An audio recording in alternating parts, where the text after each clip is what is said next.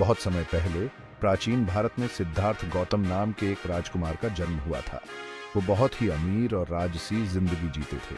उनके पिता एक बहुत बड़े राज्य के राजा थे। सिद्धार्थ एक आलीशान महल में रहते थे।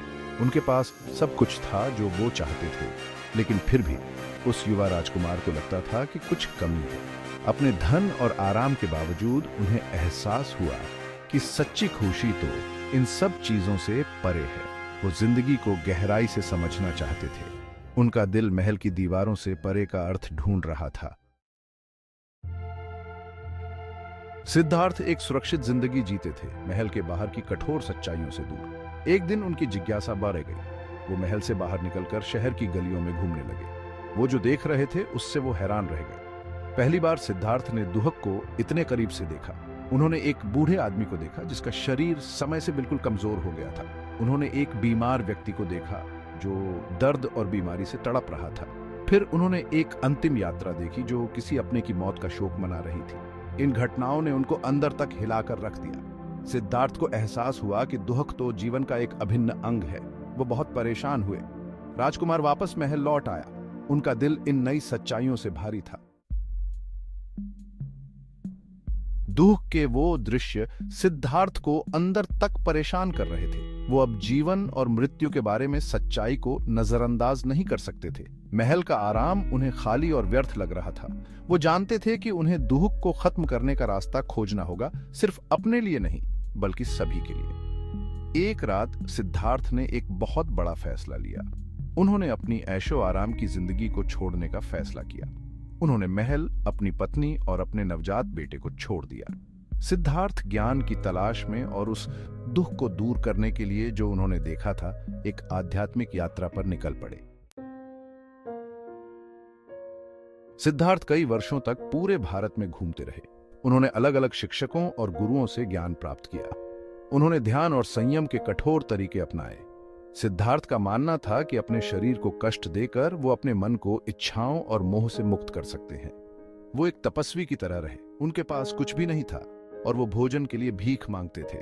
उन्होंने खुद को बहुत ही कठोर शारीरिक कष्ट दिए।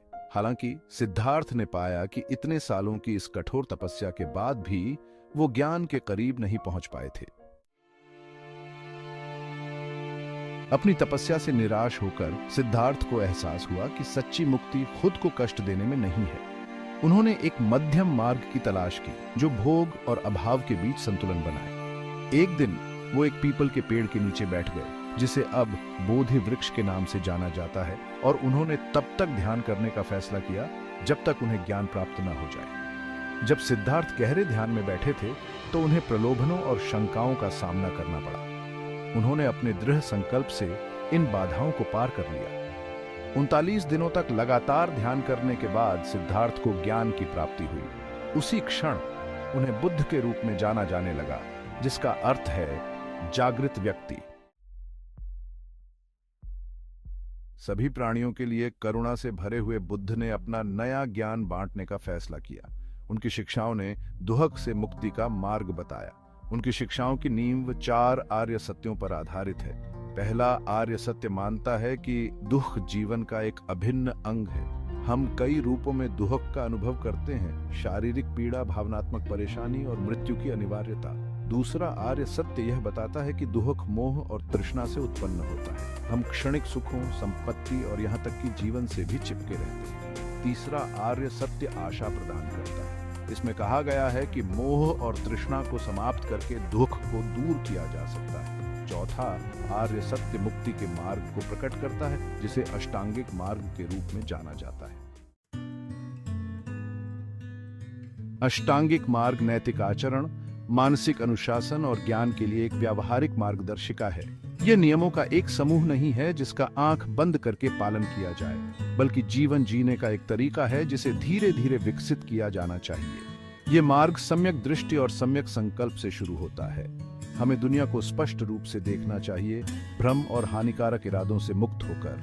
यह सम्यक वाणी, सम्यक कर्म और सम्यक आजीविका के साथ जारी रहता है। दूसरों के साथ हमारी बातचीत में नैतिक आचरण और अहिंसा को प्रोत्साहित करता है। यह मार्ग सम्यक व्यायाम, सम्यक स्मृति और सम्यक समाधि में परिणत होता है। ये मानसिक अनुशासन, ध्यान और एक शांत और एकाग्रचित्त मन विकसित करने के महत्व पर जोर देते हैं। बुद्ध ने अपना शेष जीवन यात्रा करने और शिक्षा देने में बिताया। उन्होंने राजाओं और भिखारियों, विद्वानों और किसानों, सभी वर्गों के लोगों के साथ अपना ज्ञान साझा किया। उनका संदेश सरल लेकिन गहरा था। समझ और करुणा के माध्यम से दुख को दूर किया जा सकता है। बुद्ध की शिक्षाओं ने सभी प्राणियों की परस्पर वर्बंडनहाइट पर जोर दिया। उन्होंने अहिंसा, दया और करुणा के महत्व पर बल दिया। उन्होंने सिखाया कि सच्चा सुख भौतिक संपत्ति से नहीं बल्कि आंतरिक शांति और ज्ञान विकसित करने से मिलता है। बुद्ध की मृत्यु के बाद उनके अनुयायियों ने उनकी शिक्षाओं को साझा करना जारी रखा। बौद्ध धर्म पूरे भारत और उसके बाहर फैल गया, अंततः एक प्रमुख धर्म बन गया। आज दुनिया भर में लाखों लोग बुद्ध के करुणा और ज्ञान के संदेश से प्रेरणा और मार्गदर्शन प्राप्त करते हैं। बौद्ध धर्म का प्रभाव उसके अनुयायियों से कहीं आगे तक फैला हुआ है।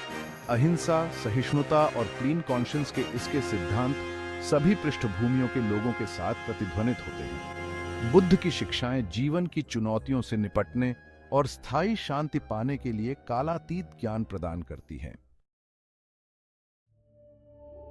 एक राजकुमार से एक प्रबुद्ध शिक्षक तक बुद्ध की यात्रा की कहानी हम सभी के लिए एक शक्तिशाली संदेश देती है।